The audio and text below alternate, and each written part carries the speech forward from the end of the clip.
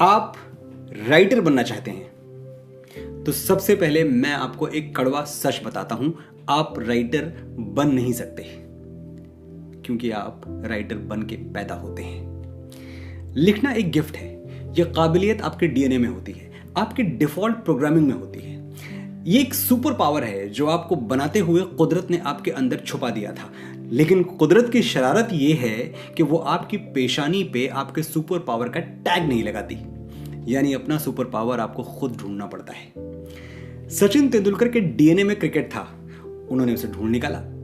सोचिए, अगर सचिन फुटबॉल खेलते तो कितने मामूली खिलाड़ी होते, या स्टीव जॉब्स बैंक में कैशियर होते तो दुनिया को क्या दे पाते? पेनीज। इनमें और बाकी लोगों में फर्क सिर्फ इतना है कि बाकी लोग दुनिया का शोर सुनते हैं, इन्होंने अपने अंदर की आवाज सुनी जिसको कॉलिंग कहते हैं। आसमान पर आंख लगाए क्यों बैठा है यारा, तेरे अंदर ही चमकेगा एक दिन तेरा तारा। मैंने बेसब्रिया में भी लिखा था, क्या ये उजाले क्या ये अंधेरे, दोनों से आगे हैं मंजर तेरे, क्यों रोशनी तू बाहर तलाशे, तेरी मशालें हैं अंदर तेरे। तो ये वीडियो आगे सिर्फ वही लोग देखें जिनके अंदर से आवाज आती है कि तुम राइटर हो। तुम हो भाई, दुनिया कुछ भी कहे पर तुम राइटर हो। अगर ये आवाज अंदर से आ रही है तो ये पूरा वीडियो ध्यान से देखें और गौर से सुने। दुनिया की कोई ताकत आपके क्रोमोसोम्स में शब्द और भाव नहीं भर सकती अगर आप लेके पैदा नहीं हुए। लेकिन सवाल यह है कि क्या डीएनए में राइटर वाली कोडिंग होना काफी है? जवाब है बिल्कुल नहीं। वो सिर्फ एक स्टार्ट है, वो गन शॉट है जिसे सुनकर स्प्रिंटर्स दौड़ना शुरू करते हैं। और ये दौड़ भी थोड़ी अलग है। यहां फिनिशिंग लाइन की वैल्यू 0 है। जिसने दौड़ पूरी कर ली उसकी कहानी खत्म, जो दौड़ रहा है वही इंपॉर्टेंट है।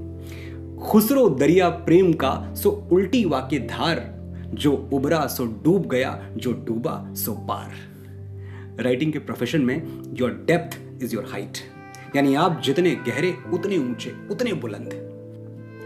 तो अगर आप अपने अंदर की कोडिंग पहचान चुके हैं, अपनी कॉलिंग सुन चुके हैं और ये तय कर चुके हैं कि आपने लिखने के लिए ही जन्म लिया है, तो ये 5 गलतियां बिल्कुल न करें जो अब मैं आपको बताने वाला हूं। 5 मिस्टेक्स ऑफ लाइफ जो एक से एक काबिल राइटर्स को फेल कर देती है।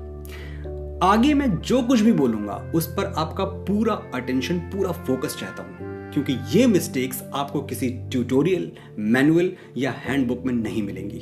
मैंने ये गलतियां अपने आसपास होते हुए देखी हैं, कुछ तो खुद भी की हैं और करके सीखा है। अब ये तो आप जानते ही हैं कि अक्लमंद वो है जो अपनी गलतियों से सीखे, और बहुत ज्यादा अक्लमंद वो है जो दूसरों की गलतियों से सीख ले।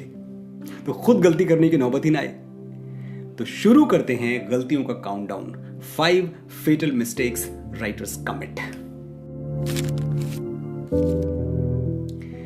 हमें दूसरों को पढ़ने की क्या जरूरत है? अगर पढ़ लेंगे तो उनके जैसा लिखने लगेंगे। हमें ओरिजिनल रहना है। ना पढ़ने के लिए इससे ज्यादा लेम एक्सक्यूज और कोई हो ही नहीं सकता। इस देश में जो भी बड़े राइटर्स हैं, फिल्मों में भी और लिटरेचर में भी, बहुतों को मैं पर्सनली जानता हूं और कुछ तो मेरे बहुत करीबी दोस्त भी हैं। इन सब का एक सीक्रेट मैं आपसे शेयर करता हूं। ये 100 पन्ने पढ़ते हैं तो 1 लाइन लिखते हैं। पढ़ना भरना है, लिखना छलकना। बिना भरे आप छलक नहीं सकते। और सबसे बड़ा नुकसान न पढ़ने का क्या है? आपका टेस्ट डेवलप नहीं होता। सोचिए, अगर आपने जिंदगी में कभी अच्छा खाना खाया ही नहीं तो आप खुद अच्छा खाना कैसे बनाएंगे? आपको स्वाद ही नहीं पता कि अच्छा खाना होता क्या है। तो जो भी कच्चा पक्का आप बना लेंगे उसी को अच्छा मान के बैठ जाएंगे। यही होता है उन राइटर्स के साथ जिन्होंने कुछ अच्छा पढ़ा ही नहीं। तो वो जो भी लिखते हैं, दिल दीवाना हो गया, तेरे इश्क का परवाना हो गया टाइप्स, उसी को बेस्ट मान के खुश हो जाते हैं, ताली बजवा लेते हैं दोस्तों से। Not done. जिस तरह की सिचुएशन लिखने के लिए आपके सामने आए, फौरन उसके आसपास लिखा हुआ एक लेजेंडरी बेहतरीन गीत आपके कानों में बजना शुरू हो जाना चाहिए। कोई कहे पहला प्यार तो फौरन कानों में बजना चाहिए। आजकल पांव जमीन पर नहीं पड़ते मेरे, बोलो देखा है कभी तुमने मुझे उड़ते हुए। कोई कहे हार्ट ब्रेक तो फौरन कानों में बजना चाहिए। या दिल की सुनो दुनिया वालों, या मुझको अभी चुप रहने दो, मैं गम को खुशी कैसे कह दूं, जो कहते हैं उनको कहने दो। कोई कहे देश प्रेम तो कानों में बजना चाहिए, कर चले हम फिदा जानो तन साथियों, अब तुम्हारे हवाले वतन साथियों। कैफी साहब का लिखा हुआ ये गीत मेरे कानों में बजा था जब मुझे देश पर शहीद होने वाले 21 सिख सिपाहियों की कहानी सुनाई गई थी। अगर कैफी साहब का बेंचमार्क मेरे सामने ना होता तो शायद मैं तेरी मिट्टी जैसा गीत कभी ना लिख पाता। सरसों से भरे खलिहान मेरे जहां झूम के भंगड़ा पा न सका, आबाद रहे वो गांव मेरा जहां लौट के वापस जा न सका। ओ वतना वे तेरा मेरा प्यार निराला था, कुर्बान हुआ तेरी असमत पे मैं कितना नसीबों वाला था। और ये कोई अकेला एग्जाम्पल नहीं है, मेरे करियर में ऐसे गाने भरे पड़े हैं जो मैं लिख ही इसलिए पाया क्योंकि मैंने पढ़ा जम के था। लोग अक्सर अपने ट्रेड सीक्रेट्स छुपाते हैं, लेकिन मैं समझता हूं अगर मैंने अपने सीक्रेट्स छुपा लिए तो नए मनोज मुंतशिर कैसे पैदा होंगे, और मैं कब तक लिखूंगा।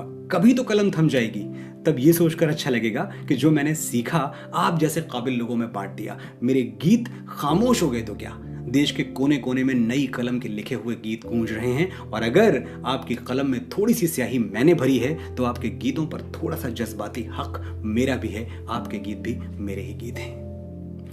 बस इसीलिए ये वीडियोस बनाता रहता हूं। खैर, मैं उन अच्छे गीतों की बात कर रहा था जो मैं लिख पाया क्योंकि मैंने अच्छा पढ़ा था। गलियां का अंतरा याद कीजिए।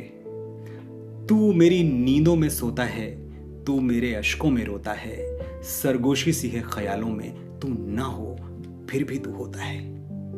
ये अंतरा मोमिन खां मोमिन की देन है। ये मोमिन के उस शेर से इंस्पायर्ड है जिसे सुन के गालिब ने उनसे कहा था, मोमिन साहब मेरा पूरा दीवान आप रख लीजिए, बस मुझे ये एक शेर दे दीजिए। और शेर था ही ऐसा कि उस पर दीवान वार दिए जाएं। तुम मेरे पास होते हो गोया, तुम मेरे पास होते हो गोया, जब कोई दूसरा नहीं होता। इतना सिंपल, इतना सादा और इतना गहरा शेर। सरगोशी सी है ख्यालों में, तू ना हो फिर भी तू होता है।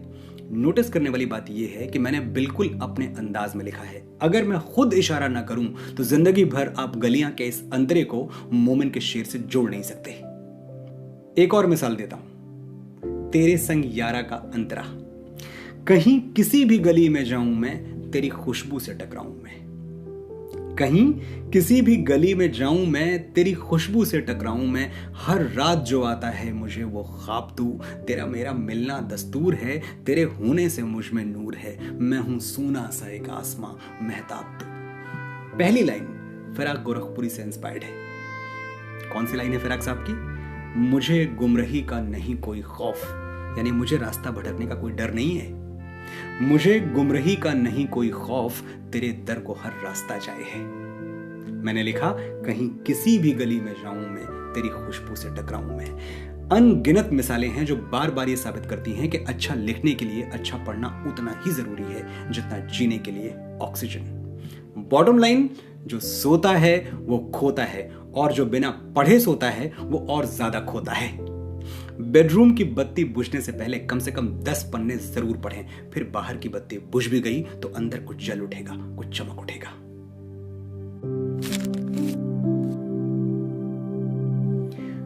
Don't be a copy cat. Inspire होने में और नकल करने में फर्क है।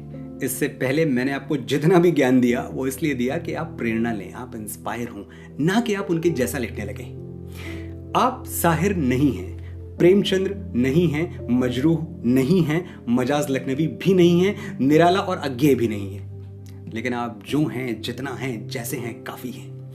कोई और राइटर कितना भी आपको अच्छा क्यों ना लगता हो, उसके जूतों में घुसने की कोशिश ना करें, आपके पांव हर बार छोटे रह जाएंगे।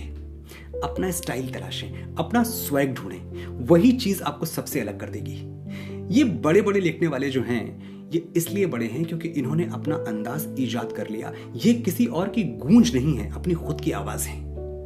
आप साहिर की शुरुआती नज़में पढ़िए, आपको फैज अहमद फैज की छाप साफ नजर आएगी, लेकिन बहुत जल्द वो समझ गए कि ओरिजिनलिटी कितनी जरूरी है और एकदम ओरिजिनल हो गए। कम से कम उनके गीतों के बारे में तो हैंड ऑन हार्ट कहा जा सकता है कि एक ख्याल भी उधार का नहीं मिलता। सब कुछ अपना है और नितांत अपना है, और इसीलिए टाइमलेस है। दुख और सुख के रास्ते बने हैं सबके वास्ते, जो गम से हार जाओगे तो किस तरह निभाओगे। खुशी मिले हमें कि गम जो होगा बांट लेंगे हम। मुझे तुम आजमाओ तो जरा नजर मिलाओ तो, ये जिस्म दूर है मगर दिलों में फासला नहीं। जहां में ऐसा कौन है कि जिसको गम मिला नहीं। तुम्हारे प्यार की कसम, तुम्हारा गम है मेरा गम, न यूं बुझे बुझे रहो, जो दिल की बात है कहो, जो मुझसे भी छुपाओगे तो फिर किसे बताओगे, मैं कोई गैर तो नहीं, दिलाऊं किस तरह यकीन कि तुमसे मैं जुदा नहीं, कि मुझसे तुम जुदा नहीं, जहां में ऐसा कौन है कि जिसको दुख मिला नहीं। माफ कीजिएगा, साहिर का जिक्र आते ही थोड़ा कैरिड अवे हो जाता हूं, ब्रेक नहीं लगा पाता। खैर, मजरू साहब की बात करते हैं। वो कहते थे कि जब कभी वो अपनी गजलें जिगर मुरादाबादी साहब को दिखाते तो जिगर साहब फौरन वो शेर पकड़ लेते जिन पर किसी और की उंगलियों के निशान होते। कहते, मजरू अपने जैसा लिखो, मीर और गालिब जैसा लिखने की जरूरत नहीं है। मजरू साहब ने उनकी बात सुनी और अपने जैसा लिखा। हमको जुनून क्या सिखलाते हो, हम थे परेशान तुमसे ज्यादा। हमको जुनून क्या सिखलाते हो, हम थे परेशान तुमसे ज्यादा, चाक किए हैं हमने अजीजों चार गिरेबा तुमसे ज्यादा। तेवर देखिए आप मजरू का। जाओ तुम अपने बाम की खातिर सारी लवें शम्मों की कतर लो, यानी अपनी छत पे सजाने के लिए जो शम्मों की लवें हैं वो कतर के ले आओ। जाओ तुम अपने बाम की खातिर सारी लवें शम्मों की कतर लो, जख्म के मेहरो माह सलामत, जश्न चरागा तुमसे ज्यादा। जख्म के चांद सूरज सलामत रहें, तुमसे ज्यादा जश्न चरागा करूंगा मैं, तुमसे ज्यादा रोशनी का जश्न मनाऊंगा। जख्म के मेहरो माह सलामत, जश्न चरागा तुमसे ज्यादा। कैसा ठप्पा लगा हुआ है मजरू का। ये दूर से सुन के लगता है कि मजरू का शेर है, किसी और का हो ही नहीं सकता। ओरिजिनलिटी, अपना अंदाज, अपना स्वैग ढूंढिए and you will shine like a star. आज मैं सिर्फ 2 मिस्टेक्स कवर करूंगा, 3 अगले हफ्ते। वैसे भी मेरे पापा कहते थे कि बेटा घी चम्मच से ही अच्छा लगता है, बाल्टी से पिला दिया तो सिस्टम बिगड़ जाएगा। So take it easy Urvashi, see you next time.